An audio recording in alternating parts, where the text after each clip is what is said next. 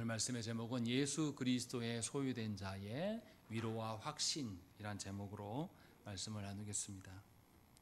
우리는 지난 시간에 신앙고백서가 무엇인지를 우리가 배웠습니다. 신앙고백서를 우리가 교리문답으로 교회 안에 갖고 있는데, 이 교리문답은 공적 신앙고백을 통해서 아직 회원되지 않은 우리 자녀들에게 말씀에 계시된 진리의 그 내용들을 가르치고, 그래서 공적 신앙고백을 하게 함으로 말미암아서 성찬 회원이 되도록 하는 장로교회의 제도임을 우리는 배웠습니다.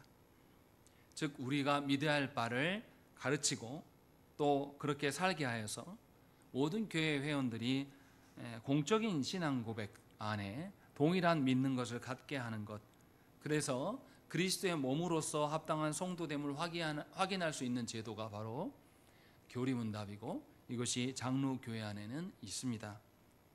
그렇다면 이제 오늘은 교리문답의 내용이 무엇인지를 살펴야 됩니다. 지난 시간에도 밝혔지만 교리문답, 교리라는 것은 성경의 요약입니다. 성경의 압축이에요. 그래서 성경의 진리의 내용들이 압축된 것이 바로 교리입니다. 그렇기 때문에 성경에서 말하는 압축본, 가장 근간이 되는 것이 신앙고백서에 나타납니다. 그래서 신앙고백서가 매우 중요한 것이죠. 성경에서 말하는 기본도 모른 채로 내가 원하는 대로 성경을 보게 되면 성경이 말씀하시는 바를 보는 게 아니라 내가 보고 싶은 것을 보게 되는 그런 오류를 갖게 됩니다. 그런데 하이델베르그 교리문답의 제 첫 문답부터 뭐가 나오냐면, 뭐가 나옵니까? 제목을 한번 우리 읽어보십시다. 시작.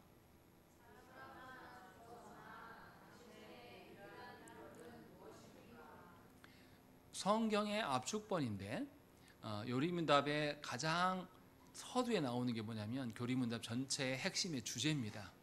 그런데 핵심의 주제를 뭐라고 말합니까? 위로라고 말합니다. 왜 첫 시작을 위로라고 할까요? 이 부분을 우리가 생각을 해봐야 됩니다. 교리문답의 제일 처음에 나오는 것이 교리문답 전체의 분위기이고, 그것이 전체 내용을 이끌어가기 때문에 핵심이라고 말할 수 있습니다. 그런데 그 핵심을 위로라고 말씀한다는 것입니다. 젊고 건강한 사람에게 위로가 필요합니까? 이미 행복한 사람, 그런 사람들에게 위로가 필요합니까? 그런데 왜 교리문답은 처음부터 위로를 꺼낼까요? 우리 생각대로 젊고 건강하고 이미 행복한 사람에게는 위로가 필요치 않다면 교리문답은 모든 성도에게 적용할 수가 없습니다.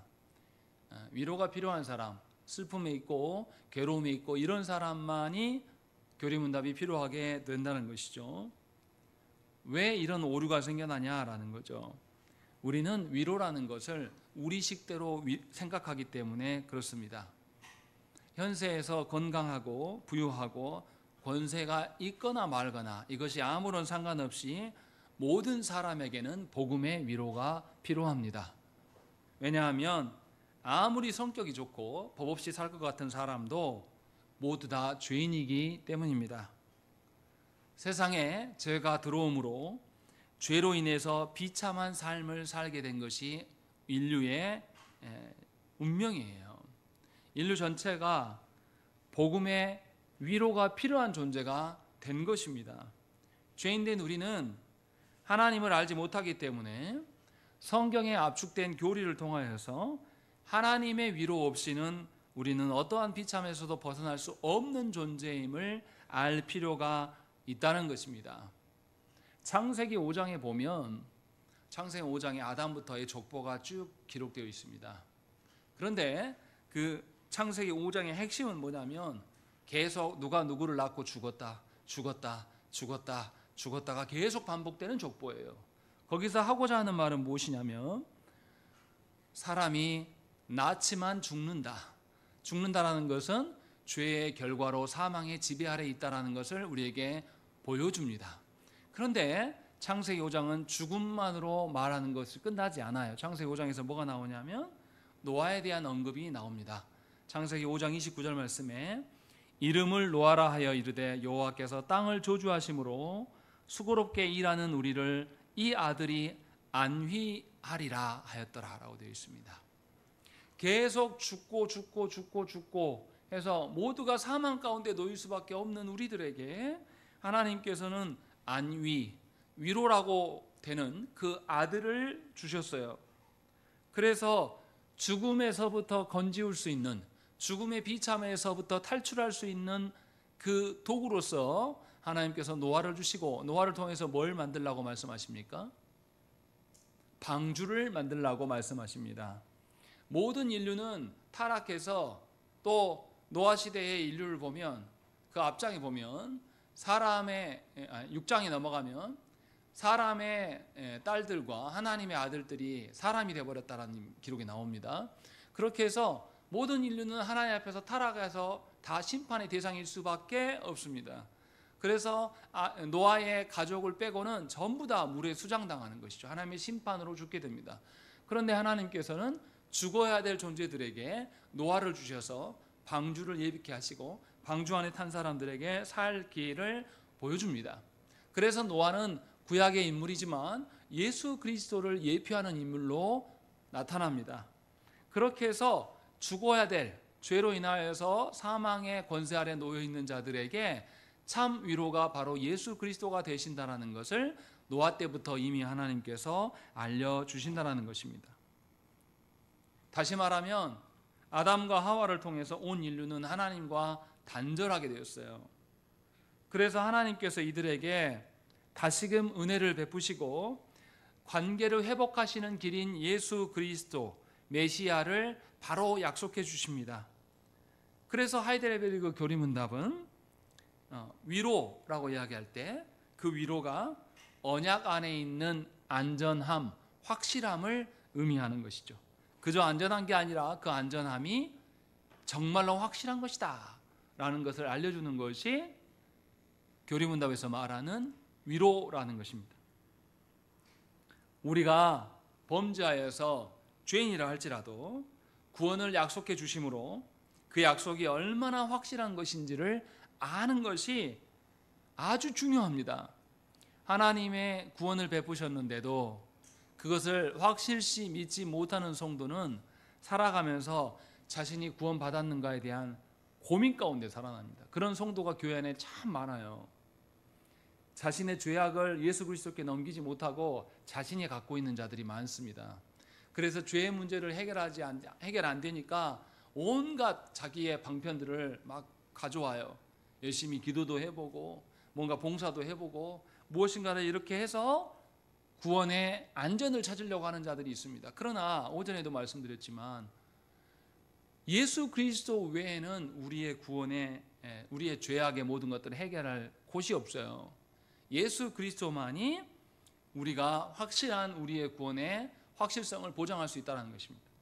그래서 교리문답에서 강조하는 것은 바로 이 위로의 확신, 위로의 굳건함, 이 구원의 안전함에 대해서 말씀해요. 그래서 뭐라고 이야기하냐면 예수 그리스도의 구원하심은 살아있을 때만이 아니라 죽어서도 구원받는 것이 유지되기 때문에 살아서나 죽어서나 우리의 유일한 위로가 되심을 말씀하고 있는 것입니다. 그래서 저와 여러분들은 살아서 이 땅 안에서 있을 때만 삼위 하나님의 손에 달려있는 것이 아니라 죽어서도 하나님의 손에 달려있는 그런 확실한 존재라는 사실입니다. 그러면 여러분들이 어떻게 살겠습니까? 이미 하나님께 붙들려 있기 때문에 하나님께 붙들려 있는 삶을 좋아하고 즐거워하며 그것 안에서 안정을 취할 거예요. 그러나 이 사실을 모르는 성도는 수십 년 교회를 다녔고 자기 나름대로 성경을 안다고 말하지만 그것에 대한 기반이 되어 있지 않은 사람은 하나님께서 자기를 붙드심에 대한 확신이 아니라 자기가 만들어 놓은 확신을 찾으려고 애를 쓰는 것이죠. 그래서 조국교회 안에서 무슨 일이 있습니까? 교회 안에서도 무언가 자기 영역을 만들려고 하는 분들이 있어요. 놀라운 것은 뭐냐면 직분자들 가운데서도 하나님께 순종하면 나머지 자신의 삶은 하나님께서 책임져 주신다는 생각보다는 자기가 구축해 나가야 합니다. 교회 안에서도 자기 영역이 필요하고 그 영역을 확보하는 사람만이 안정을 취하면서 헤헤거리는 그것이 과연 하나님께서 주신 위로일 수 있겠는가? 그럴 수 없다라는 것입니다. 그래서 우리가 갖고 있는 그 오해, 우리가 알고 있는 그 위로가 우리 상황에 적절한 위로가 아님을 기억해야 한다는 것입니다. 우리의 상황과 처지가 난리 법석이고 요동이고 절망의 상황이 있을지라도 예수 그리스도께서 우리에게 주신 구원의 위로, 이 위로는 바뀌지 않는다라는 거죠. 그러니까 우리의 상황에 적실성이 있는 위로는 아닐 수 있어요. 그러나 이 예수 그리스도께서 주시는 위로로 말미암아 그 구원의 위로는 어떠한 상황도 능가하는, 그렇기 때문에 오히려 가장 적실한 그 위로가 될 수 있다고 성경은 우리에게 말씀합니다. 그러니 예수 그리스도가 있음에도 불구하고 내가 불안해하는 것은 아직도 하나님이 주시는 위로를 수용하지 않는 나의 악한 태도라는 것을 기억하셔야 됩니다. 하나님께서는 분명하게 예수 그리스도로 말미암아서 우리에게 위로를 말씀하고 주고 계시기를 원하신다는 것이죠. 그러면 이제 어떻게 주시냐 이 말이죠. 이 하나님께서 말씀하시는 것이 아주 특징적이시 나타납니다. 우리 일문 우리 읽어보시겠습니다. 첫째 문장만 읽겠습니다. 시작.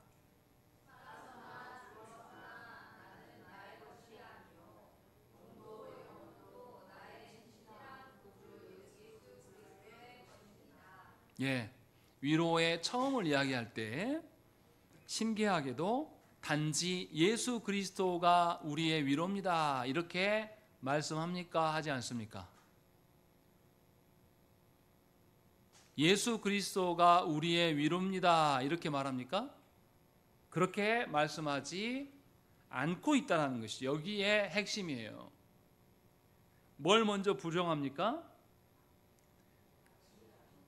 나는 나의 것이 아닙니다 라는 것을 전제로 먼저 말씀해요. 그리고 나서 뭐라고 말씀합니까? 몸도 영혼도 예수 그리스도의 것, 예수 그리스도의 소유가 될 때 참 위로가 된다고 말씀합니다. 조견, 정신 차리고 말씀드려요. 여기서 소유, 영어에 뭐가 나와? my, 소유격 나오잖아. 그 소유가 여기에 나온단 말이에요. 그냥 위로가 아니라 내가 나의 것이 아니라 누구의 소유되었을 때에, 예수 그리스도의 소유가 되었을 때에 진정한 위로가 된다라고 말씀하고 있다는 것입니다. 이게 무슨 의미인지 잘 알아들어야 돼요. 하나님께서 우리를 무에서부터 유로 창조하셨습니다. 하나님의 창조 안에 있을 때만 우리는 유가 되는 거예요. 하나님의 창조를 벗어나서 나를 나로 여기게 되면 우리는 무입니다. 아무것도 아니에요. 허망한 거예요. 하나님이 창조하셨다는 사실이 있어야지만 내가 무가 아니라 가치 있는 유가 되는 것입니다. 그래서 사람이 하나님을 떠나고 자신의 어떠함으로 살아가는 것은 허무한 인생일 수밖에 없는 것입니다. 그러나 세상은 우리에게 무엇을 말씀합니까? 나는 나다 라고 세상은 우리에게 주장하려고 이야기합니다. 그래서 세상에 익숙한 우리는 여전히 내가 내 것이라고 생각을 합니다. 나만의 규칙을 만들기를 좋아하고 나만의 인생의 계획을 세우고 내가 정한 욕망을 충족시키는 것, 이것이 나의 행복이라고 생각을 하는 것이죠. 그래서 내가 나 되는 것에 대해서 이게 악한 일인지를 우리는 잘 인정하지 않습니다. 더 여기서 확장되면 뭐가 됩니까? 나는 나지만 너는 너가 아니야 라는 생각을 갖게 돼요. 그래서 나에게 있을 때는 로맨스지만 너에게 있을 때는 뭐라고요? 불륜이 되는 거죠. 이것이 우리 시대의 화두입니다. 그래서 여기서 더 나가면 어떻게 됩니까? 모든 것이 나의 것이 돼야 돼요. 나만 나의 것이 되는 것이 아니라 내 배우자도 나의 것이 돼야 되고, 심지어 내 자식도 누구 뜻대로요? 내 뜻대로 돼야지 행복합니다. 이것은 하나님께서 정해놓은 질서를 전부 파괴하는 겁니다. 배우자의 자유도 내가 갈취하는 것이고 자녀의 인생도 누가 대신 살려고 합니까? 부모된 우리가 대신 살려고 하는 것. 한국의 부모들은 이게 굉장히 다분하죠. 그래서 자녀가 어렸을 때뿐만 아니라 결혼해서 출가했음에도 불구하고 그 자녀 집에 간섭하고 관여하는 것이 미덕인 것처럼 말한다는 것이죠. 이것은 반성경적이라고 교리문답은 우리에게 말씀합니다. 신자는 자신이 자신의 것이 되어서는 안 돼요. 자신이 예수 그리스도의 소유되었을 때에, 그러할 때에 위로를 누릴 수가 있습니다.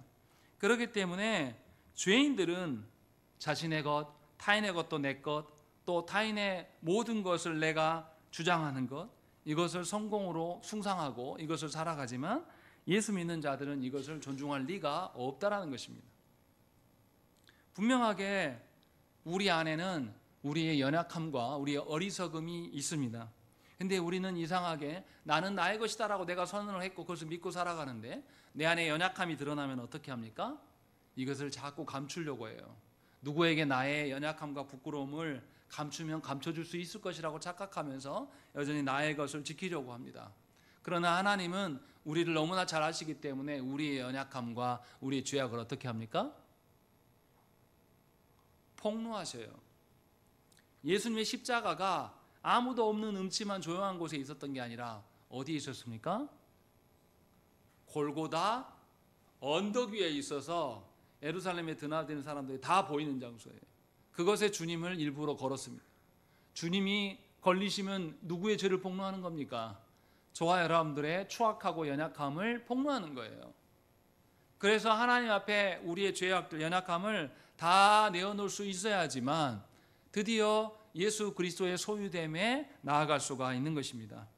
그래서 첫 부분부터 나는 내 것이 아닙니다 라고 먼저 고백하게 하신단 말이죠. 이렇게 겸손한 마음이 가진 사람들, 내가 나를 스스로 구원할 수 없고 내 인생을 내가 계획한다고 한들 그 인생이 복된 인생일 수 없음을 깨달은 자만이 예수께 속하여지기를 소망하게 되고, 그리스도의 몸으로 살아갈 때 주와 함께 성부 하나님께 나아갈 수 있음을 알게 된다는 것입니다. 그때에서야 비로소 우리는 우리 인생의 무거운 짐을 누구 앞에 내려놓습니까? 예수 그리스도 앞에 내려놓을 수 있게 되는 것이죠. 그래야 해서 참 자유를 누리게 되는 겁니다. 오해하지 마셔야 될 것은 예수 믿었다고 교회 다니자마자 이런 자유를 누리게 되느냐? 그렇지 않습니다. 수십 년 예수를 믿고 신앙생활을 해도 예수 그리스도의 소유됨을 인정할 줄 모르는 사람은 늘 인생의 질고를 본인이 껴안고 살아갑니다. 이고 살아가요. 내려놓으라고 해도 이제는 그거 안 들고 있어도 됩니다. 우리 그런 애와 있지 않습니까? 어떤 할머니가 시골길에 짐을 많이 이고 간 할머니 차를 태워줬더니 할머니가 짐을 내려놔요, 안 내려놔요? 계속 이고 있더라 이거예요. 할머니 내려놓으셔도 됩니다. 할머니 뭐라 그래요? 나 태워준 것도 고마운데 짐까지 내려놓을 수 없다. 얼마나 어리석습니까? 이것이 세상에서는 그 할머님의 고운 마음씨라고 말할지 모르겠으나 하나님 앞에 우리의 연약함과 우리의 죄악을 내려놓지 않는 우리의 교만함을 드러내는 예화라고 저는 생각해요. 예수 그리스도의 소유라고 믿지 않는 자는 절대 내려놓지 않습니다. 여러분, 왜 부모와 자녀가 좋습니까? 자녀를 키워보니까 조금 알겠어요. 우리 자녀들이 아파서 병원에 가도 규현이를 병원에 데리고 가보니까 의사 선생님 앞에서 야, 옷 벗어 하면 벗으려고 합니까? 안 합니까? 안 벗으려고 해요. 그런데 어떻습니까?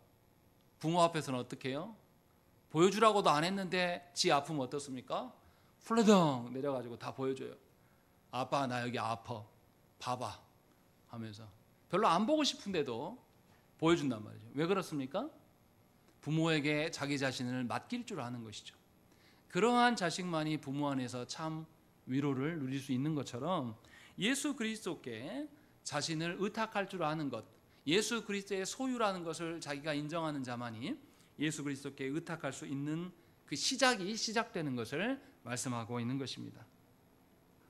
이를 위해서 예수 그리스도께서는 성부 하나님의 공의를 만족시키기 위하여서 스스로 자신을 내어주시고 피 흘려주셨습니다. 그래서 우리 홀로 성부 하나님 앞에 서지 않게 하신다는 거죠.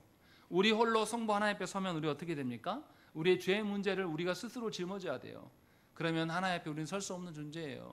그러나 예수 그리스도께서 죽으심으로 말미암아 예수 그리스도께서 지금도 보좌 우편에 앉으셔서 성부께서 우리 죄를 보실 때마다 주님이 성부께 뭘 내미십니까?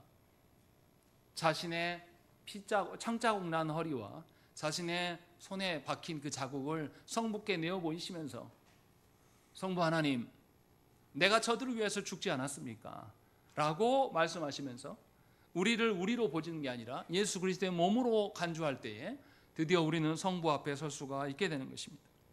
그러니 그리스도의 소유되는 것은 그 무엇과도 바꿀 수 없는 영광입니다. 창조하시고 섭리하시는 하나님 앞에 설 수 있다는 것, 죄인임에도 불구하고 그 하나님 앞에 설 수 있다는 것, 그것은 바로 예수 그리스도의 소유되었을 때만 가능한 일이라고 말씀하고 있는 것입니다. 또 다른 측면으로 생각을 해보십시다. 예수 그리스도께서 자신의 생명으로, 자신의 희생삶으로 말미암아 우리를 구원하신 존재들이기 때문에 어떤 존재도 우리를 빼앗을 수 있습니까? 없습니까? 결코 빼앗을 수 없다는 것입니다. 우리가 병들었을 때나 늙었을 때, 또 감당할 수 없는 어려움으로 인하여서 내 몸뚱이가 내 몸뚱이 같이 느껴지지 않을 때, 오늘 이번 주에 제가 그런 것처럼 내 몸뚱이가 내 몸뚱이 같지 않을지라도 내가 누구께 속해 있습니까? 예수 그리스도께 속해 있다는 사실을 알면 내가 처참한 질병 가운데 있다 할지라도, 나를 음해하려고 하는 사람들이 나를 권고하게 싸우고 있다 할지라도 예수 그리스도의 권능 아래 내가 놓여 있기 때문에 위로하며 확신할 수 있는 것입니다. 그래서 우리의 믿음의 선배들은 스데반 선생을 생각해 보십시다. 유대인들에 의해서 돌을 맞아 죽으면서도 스데반 집사는 뭘 봤습니까? 예수 그리스도를 보았어요. 예수 그리스도 안에 자기가 속해 있고 이제 내 육신의 삶이 지금 끝날 텐데, 돌에 맞아서 끝나갈 텐데 나는 바로 그 예수 그리스도의 품에 안길 것이다 라는 것을 알고 예수 그리스도를 보았다라고 성경은 이야기를 합니다. 그만큼 예수 그리스도의 소유된 것은 우리 외부에서 오는 모든 위험으로부터 참 자유와 거기 안에서 위로를 받을 수 있도록 주께서 우리에게 주신 것이라는 것입니다. 사람은 유한하고 어리석기 때문에 사람들 가운데 있어도 외로움을 느낄 때가 많아요. 심지어 그렇게 사랑한다고 하는 배우자와 함께 있어도 외로움을 느낍니까? 안 느낍니까? 우리는 외로움을 느낍니다. 자식이 그렇게 좋아도 자식이 늘 우리에게 좋은 것만은 아니에요. 자식 새끼들이 우리 마음을 몰라줄 때 그때 또 우리는 공허함을 느끼고 외로움을 느껴요. 왜냐하면 우리의 그 죄성에 의한 외로움은 예수 그리스도 외에는 어떤 것도 채울 수 없기 때문이라는 것입니다. 그렇기 때문에 우리가 참다운 위로를 느낄 수 있는 것은 그리스도에 속해 있을 때라는 것입니다.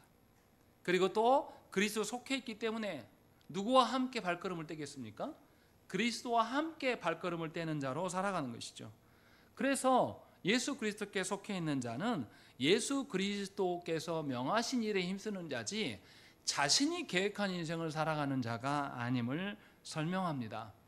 고린도전서 6장 19절과 20절 말씀에 너희 몸은 너희가 하나님께로부터 받은 바 너희 가운데 계신 성령의 전인 줄을 알지 못하느냐. 너희는 너희 자신의 것이 아니라 값으로 산 것이 되었으니 그런즉 너희 몸으로 하나님께 영광을 돌리라 라고 바울 선생은 우리에게 말씀하고 있습니다. 이렇게 하나님께서 우리에게 주신 위로와 참 자유를 깨달은 자만이 그리스도께 자신을 온전히 돌려드림으로 무한한 감사를 표현할 수가 있는 것입니다. 그렇지 않고 그리스도께 속해 있지 않기를 여전히 원하는 사람은 언제나 나의 어떠함이 만족돼야 됩니다. 교회 안에 있지만 사람들이 나를 인정해 줘야지 좋아요. 저도 전도사 때 설교하고 내려가는데 허한 마음이 들 때가 있었습니다. 이상한 거죠. 하나님께서 명하신 복음을 외쳤는데 마음이 허하다고요? 설교단에서 누구를 드러낸 것이죠? 나 자신을 드러낸 겁니다. 이것은 하나님의 소유된 자가 아니에요. 교회 안에 있어서 자기의 직분의 일을 한다고 해도 그 일이 그리스도 안에서 이루어진 일인지 그리스도께 맡겨져서 그리스도만이 드러나는 일인지 우리 자신이 잘 살펴야 된다는 것입니다. 그래서 여러분들이 그리스도의 소유로 살아가기를 소망하셔야 되는 것입니다. 그리스도의 소유로 된 것은 우리가 아까도 부모 자녀 이야기를 했었지만 자녀들은 누구를 반영합니까? 놀라울 정도로 부모를 반영해요. 우리 희연이 보세요. 눈매만 봐도 누구 딸입니까? 제 딸인 거 티가 나잖아요. 규현이도 걷는 것만 봐도 저랑 닮았어요. 속일 수가 없습니다. 예수 그리스도의 소유된 자는 분명하게 예수 그리스도의 어떠함을 반영하는 것이다 라는 것을 말씀하고 있습니다. 그리고 이제 세 번째 문단 봐보십시오. 또한 여기 부분입니다. 우리 한번 읽겠습니다. 시작.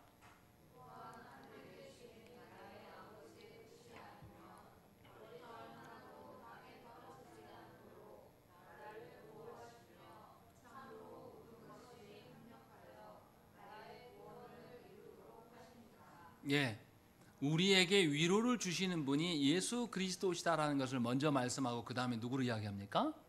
성부 하나님, 아버지 하나님에 대한 이야기를 하는 것이죠.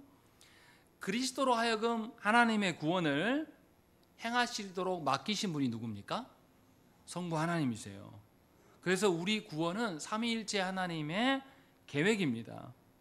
복되신 삼위일체이신 성부와 성자와 성령께서 우리를 위해서 힘써 일하시며 보잘것없는 우리 인간들의 삶에 구원을 베푸시고 보존하시고 지키십니다. 또 적용하십니다.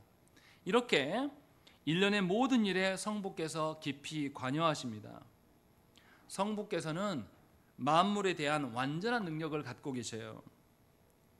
그래서 계절을 주관하시고 나라들을 움직이시고 모든 것을 하나님의 뜻대로, 성부의 뜻대로 이뤄가시는 하나님이시라는 것이죠. 말씀으로 피조세계를 창조하신 것만이 아니라 여전히 성부께서는 창조하신 이유로 보존하시고 다스리심, 이것을 우리가 뭐라고 말합니까? 섭리라고 말하는 것이죠. 섭리의 하나님으로 계신단 말이죠. 이렇게 크고 강력하신 하나님께서 우리를 돌보시는 일에 누구보다도 신실하시다는 거죠. 신실하다는 것은 한 번도 빠짐없이 변함없이 그 일을 행하신다는 언약을 의미하는 것이죠. 이렇게 성부께서 우리의 구원에 대해서 신실하게 일하시기 때문에 우리의 구원은 완성을 향해 가겠습니까? 가지 못하고 낭망하겠습니까? 완성을 향해 갈 수밖에 없다라는 거예요. 그러니 저와 여러분들이 우리의 구원의 어떠함을 살필 때에 성부 하나님의 그 언약적 신실함에 대해서 잃어버리면 안 돼요. 예수께서 행하신 일도 있으나 예수께서 행하신 일을 계획하시고 명하신 분이 성부 하나님이시고 그렇게 명하신 하나님이 우리가 구원의 최종적인 구원에 이르는 데까지 우리가 불순종했다고 우리가 자꾸 넘어졌다고 해서 하나님께서 우리를 버리시겠냐 이 말이죠. 그럴 리 없다는 것입니다.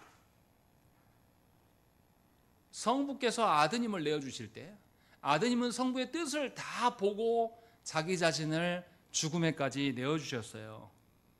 그러면 성부의 뜻이 얼마나 깊겠습니까? 성부께서 우리를 사랑하시며 얼마나 놀랍겠습니까? 그 모든 것을 아드님을 통해서 행하도록 내어주신 그 하나님이 우리가 세상에 짓눌리고 세상의 크고 강력한 것들에 대해서 우리가 위기를 느끼게 하려고 그렇게 내버려 두시는 하나님일 수 있겠냐 이 말이죠. 그렇지 않다는 것입니다. 그래서 성부께서는 합력하여 선을 이루게 하시는데 이 합력하여 선을 이룬다는 것이 모든 세상의 것들이 교회의 온전함을 위하여서 하나님께서 돌보신다는 뜻이에요. 그래서 하나님은 무한하고 우주적이신 분인데 그 하나님께서 크고 놀라운 일들만을 움직이시는 게 아니라 거시적인 일만 하는 게 아니라 아주 작은 일들까지 지극히 초라한 것까지도 하나님은 돌보십니다. 그래서 예수님이 마태복음 6장에서 무슨 이야기 하십니까? 뭐 보라고요? 공중에 나는 새를 봐라. 들에 핀 백합화를 봐라. 쟤네들 길쌈도 하지 않고 먹이도 일하지도 않는데 누가 먹이신다? 하나님께서 먹이시고 하나님의 허락 없이는 저들 중에 떨어지는 애가 있다 없다.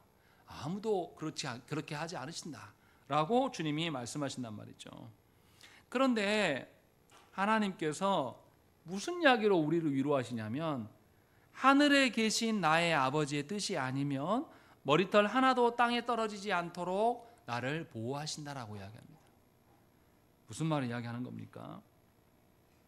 우리가 때로는 이 땅의 문제로 인해서 예를 들면 재정이나 질병이나 또 관계 이런 문제에 파묻혀가지고 우리가 염려하고 두려워할 때가 있습니다. 괴로워할 때가 있어요. 그때 구원의 기쁨을 종종 잃어버리곤 합니다.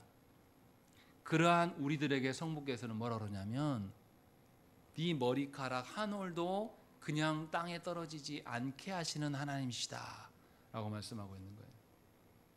여러분들의 머리카락 간수 잘 하십니까? 네? 여러분들 머리카락 어떻게 간수 잘 하셔요? 제가 이렇게 일주일 동안 살다가 저 샤워하는데 보면 머리카락이 모이거든요. 모인 거 보면 정말 많아요. 이렇게 모아보면 긴 머리도 있고 짧은 머리도 있고.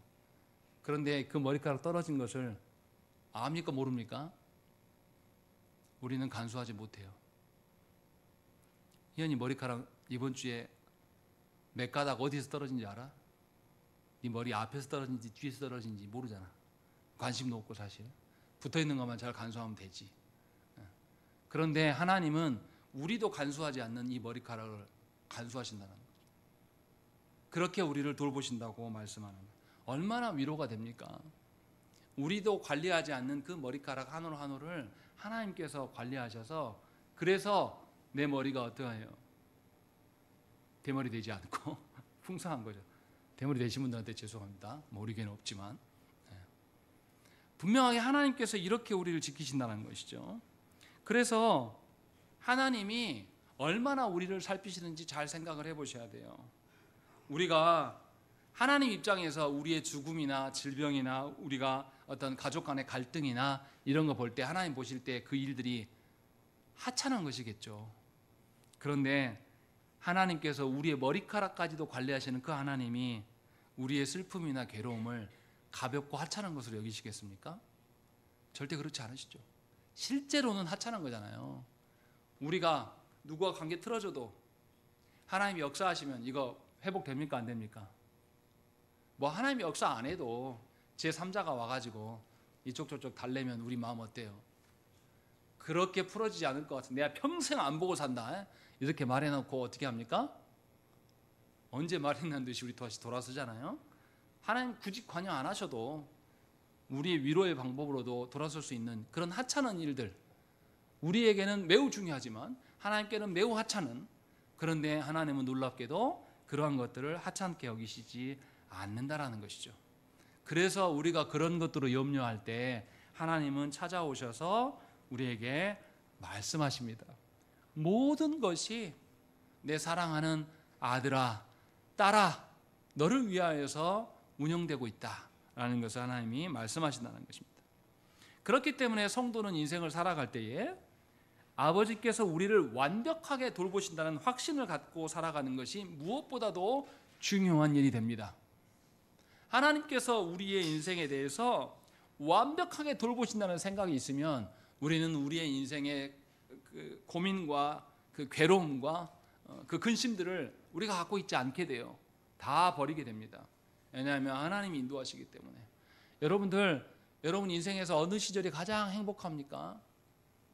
저는 딱 우리 아이들, 우리 교회에 있는 아이들, 우빈이만 시절, 우리 준호만한 시절이 가장 행복한, 우리 도율이만한 시절이 가장 행복한 시절이라고 생각을 해요. 쟤네들은 아무런 걱정이 없어요. 그냥 부모님이 얼마를 버는지, 부모님이 앞으로 내 인생에 대해서 얼마나 책임질지 그런 걸 잘 몰라요. 계산하지 않습니다. 그러나 부모님 안에서 안전할 거라고 생각을 한 것이죠. 그러한 의존이 있어요. 그런데 이상하게도 자라가면서 우리의 머리가 커지면서 어떻게 됩니까? 부모님에 대해서 평가합니다. 어떤 이렇게 만화를 보니까 그렇게 써 있더라고요. 12살이 되면 우리 엄마 잔소리 싫어. 15살이 되면 우리 엄마 구려. 그리고 20대 중반이 되면 엄마라면 어떻게 했을까? 엄마 말이 맞을지도 몰라. 30대가 되면 엄마에게 물어봐야지. 그리고 40대, 50대가 되면 물어볼 곳이 없다. 엄마라면 어떻게 했을까? 그리고 60대, 70대가 되면 물어볼 엄마가 있는 것이 너무 그립다. 이렇게 써 있는 만화를 짧게 봤어요.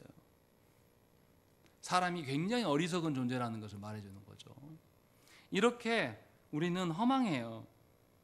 그런데 그런 우리들에게 하나님께서 찾아오셔서 말씀을 주신다는 것이죠. 하나님께서 누구보다도 우리를 지키시고 우리를 돌보시는 하나님이시라는 것을 말씀해요. 그래서 우리는 하나님의 능력 안에서, 그 능력이 그리스도 안에서 드러나는 것이고 말씀 안에서 확실히 드러나는 것이죠. 그래서 요한복음 14장 1절 말씀에 너희는 마음에 근심하지 말라. 하나님을 믿으니 또 나를 믿으라. 이렇게 말씀하는 것이죠. 그런데 저와 여러분들이 분명히 알아야 돼요. 내 직장이 일이 잘 되고 내가 돈이 많아지고 건강해지고 이런 것보다 더 중요한 게 뭐냐면 내가 하나님의 그리스도 안에서 참 소유인가, 하나님이 여전히 나를 위하여서 일하시는 것을 정말 여러분들이 믿는가, 이것이 훨씬 중요합니다. 그것에 대한 믿음이 있으면 내 삶의 형편이 조금 좋지 않아도 우리는 살아갈 수 있어요. 우리는 그곳에서도 소망을 말할 수가 있게 됩니다. 그러나 하나님을 향한 신뢰가 없으면 내 삶이 지긋지긋한 것들 투성으로만 보이는 것이죠. 하나도 감사가 없고 하나도 기쁨이 없게 되는 거예요. 여전히 나를 나로 여기고 따로 살고 예수 그리스도의 소유로 사는 게 아니라 그리스도를 떠나서 사는 자는 늘 비참을 경험할 수밖에 없다라는 것이 성경의 말씀이에요. 그리고 마지막 우리 단락 보십시다. 그러함으로 읽겠습니다. 시작.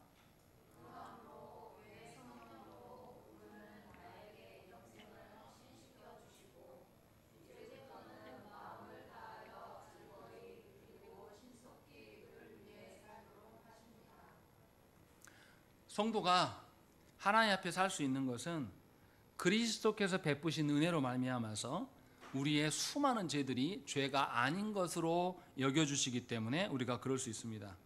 그런데 우리는 이상할 정도로 그렇게 탕감을 받았음에도 불구하고 살아가는 동안에 수없는 죄를 지어요. 똑같은 죄를 반복적으로 짓기도 합니다. 그때마다 우리는 어떤 착각을 갖냐면 우리 지은 죄로 인하여서 큰 혼란을 갖겠습니다. 방황해요. 그리고 이 죄의 짐을 하나님께 맡기지 못하고 자신이 계속 갖게 되면 어떻게 됩니까? 우리 스스로를 믿지 않게 되고 나 스스로를 혐오하는 지경에 이르고 맙니다. 그래서 실제로 자기 죄에 대한 심각성에 빠져서 죄를 자신이 붙들고 살아가는 자들이 교회 안에 많습니다. 그리고 이 과정을 더 지나면 어떻게 됩니까? 이제 죄에 대해서 점점 무뎌지게 돼요. 그냥 죄악된 습관에 자기 자신을 포기해버립니다. 에이, 바뀔 수 없어. 그리고 그냥 그러려니 하고 살아가는 것이죠. 이런 성도들이 그리스도 안에 있음을 잊어버릴 때가 있어요. 이런 성도들이 무슨 생각을 갖냐면 왜 그리스도께서 나를 구원하셨는데 그 구원이 나한테는 없냐? 왜 적용되지 않느냐? 라는 고민을 갖고 의문을 갖는 자들이 많습니다. 그래서 하나님께서는 우리 어리석음을 너무나 잘 아시고 우리 각자에게 성령님을 통해서 그리스도께서 이루신 구원, 그리스도께서 우리에게 주신 영생함, 그리스도께서 주시는 그 기쁨을 깨닫게 하십니다. 그래서 구원이 우리 손에 달려있는 것이 아니라 그리스도와 성령 하나님께 있음을 깨닫게 하시고 그리스도 안에서 머물라라고 우리에게 명령하는 것입니다. 이것을 우리에게 적용하시는 분이 누구냐면 성령님이시라는 것이죠.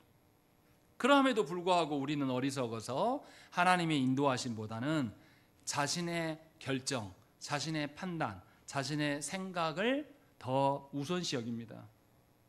분명히 하이델베르그 요리문답 1문의 마지막 단락에서는 성령께서 우리에게 영생의 확신을 주신다라고 말씀하고 우리로 하여금 그리스도를 위해 살아가도록 일하시게 한다라고 말씀하고 있는 거예요. 다시요, 성령께서 우리에게 뭘 하냐면 영생의 확신을 주실 뿐더러 우리로 그리스도를 위하여 일하게 살아가게 하고 한다라는 거, 두 가지를 말한다는 거죠. 확신과 주를 위해 살아감이 따로 노는 게 아니라 함께 역사하는 거라고 하는 거죠. 그러니까 내 자신을 돌아봐야 돼요. 내가 구원의 확신이 있고 구원의 기쁨이 있는 자가 어떻게 주의 일을 안 할 수가 있습니까? 주의 일을 한다는 사람이 어떻게 확신이 없을 수가 있어요? 주의 일을 한다고 하는데 확신이 없는 자는 주께 맡긴 인생이 아니라 자기가 볼 때 이걸 하면 좋겠구나 생각해서 자기 열심으로 살아가는 사람일 뿐이에요. 분명하게 교리문답에서 왜 이거를 두 개에서 엮어서 말하는지 우리는 잘 기억해야 됩니다. 성령께서 말씀을 깨닫게 해서 구원의 확신을 주는 자는 그의 삶의 전반에서 그리스도를 위하여서 살아가게 하심을 알게 하신다는 것입니다.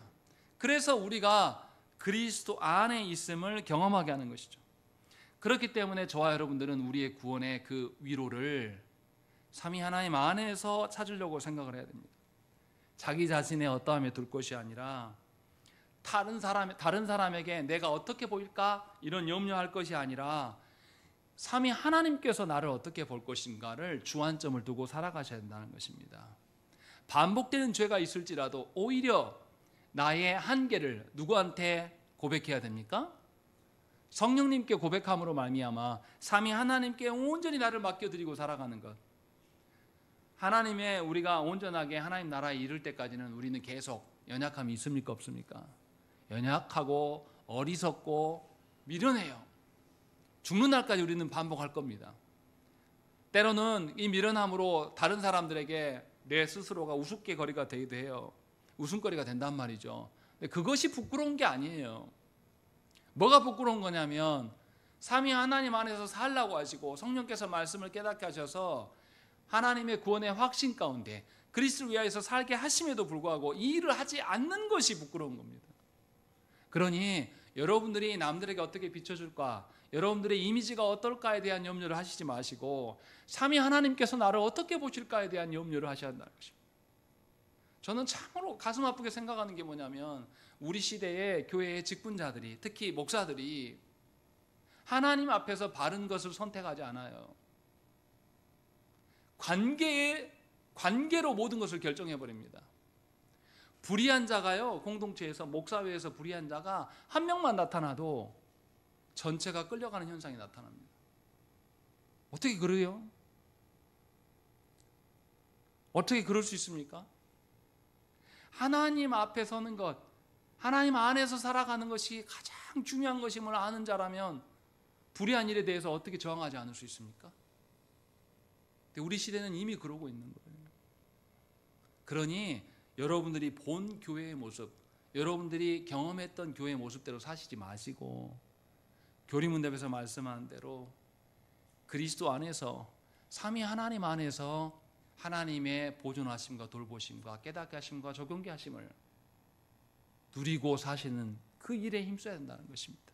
그것이 신앙생활을 바르게 살아가는 것이에요. 다시 말씀드립니다. 그리스도 안에서 내가 어떻게 살아갈 것인가, 그리스도 안에서 내가 살아갈 때에 삼위 하나님께서 나를 어떻게 보실까를 두고 평생에 살아가시기를 간절히 축원합니다. 함께 기도하겠습니다.